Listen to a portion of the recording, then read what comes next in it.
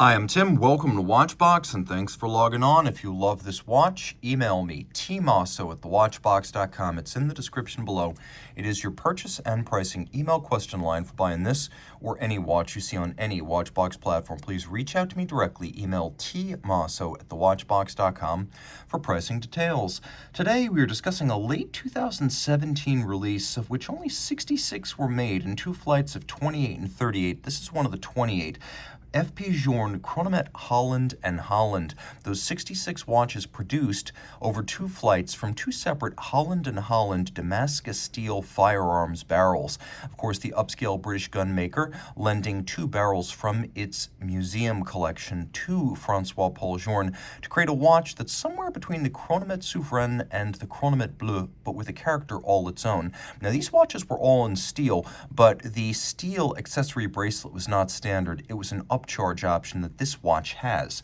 It's 39 millimeters in diameter, 8.7 millimeters thick, from lug to lug, 46 millimeters, but end link to end link, the total bracelet clad distance across the wrist is 53.6 millimeters with a 20 millimeter spacing between the lugs.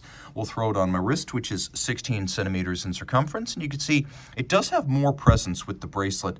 You can also see my videos of the same watch on a strap, and you'll note the watch looks notably more imposing with the full steel.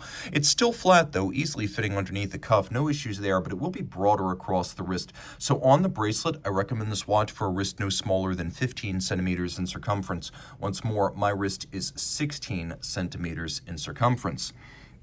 The bracelet is of a common design used on other Journe watches, but just as steel is extraordinarily rare on Journe timepieces, steel is extraordinarily rare on Journe factory bracelets. Taking a quick look, you can see it's a 5-link design, all polished with suitable gaps between the links to avoid pinching skin, pulling hair, or trapping wrist heat. Removable links are fixed in place using screws, and you can see you have quite a few removable links on each side. Double folding clasp, also of steel. You can see it's a sequential close. One side closes before the other. Journe logo on the clasp itself. We have solid end links that project rather dramatically beyond the lugs. That's why I say this watch requires a somewhat larger wrist than the same watch on a strap. Familiar case, everything's of high polish. We have a lip to the bezel and a lip to the case back, which define the mid case. We have that double dimple Journe knurled style crown, a domed bezel, and then the dial of Damascus steel. Taking a quick look, you can see there are very subtle signs that indicate how the dial was made. Obviously, the barrels were cut and rolled flat, and then individual strips of steel were laid down horizontally and cut into the circular form of a dial. And if you look carefully, you can see the seams where these strips actually join each other. It's generally where the knurling starts to part. It's a fascinating thing, and no two are exactly alike, so those 66 were made in total. Each dial is a piece unique. You can see Journe is really paring down. The Chronomètre Souverain has 3 hands, including small seconds and a power reserve indicator. The Chronomètre Bleu does away with the power reserve indicator but keeps the small seconds. The Chronomètre Holland Holland is just 2 hands. To avoid marring that Damascus steel dial, we have only 2 hands and a lovely off-white set of printings and lacquered hands at center. They're not white, they're off-white to give a warmer look. Through the case back, you can see it's basically the same caliber 1304 used on the Chronomètre Bleu, albeit with a Holland Holland engraved base plate. Look carefully and you can see the name of the gun maker on the solid gold base plate. You can also see that this watch was made from gun barrel 7183, and that 7183 died a hero and yielded 28 dials and 28 watches.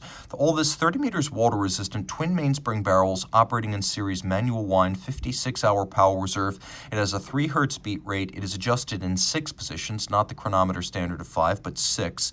It is a free sprung balance, which you can see also has a physically large structure with a lot of inertia, and all of this pivoting on 22 joules. You can see that it's designed to be both handsomely finished and architecturally impressive, with this barrel bridge over at 3 o'clock, and then we've got opposed from that the full balance cock structure, as well as a separate structure holding the 4th wheel and the escape wheel. But note, there's a big open channel between them with a grand orge or barleycorn pattern, and you can't actually see the train that conveys the power to the escapement because it runs underneath the dial, keeping the caseback vista open and unmarred. Bridges are 18 karat plates are 18 karat. It is a solid gold movement. It has mirrored anglage, which you can see well on the edge of the bridges. It features black polished locating pins. You can see the pins that help to locate these bridges. They have been black polished on their top, as have all of the screw heads. We have Côte de Genève linear across the bridges, the Grand Doge or barleycorn pattern on the base plate, and then adjacent to the balance, we have a traditional engine-turned perlage.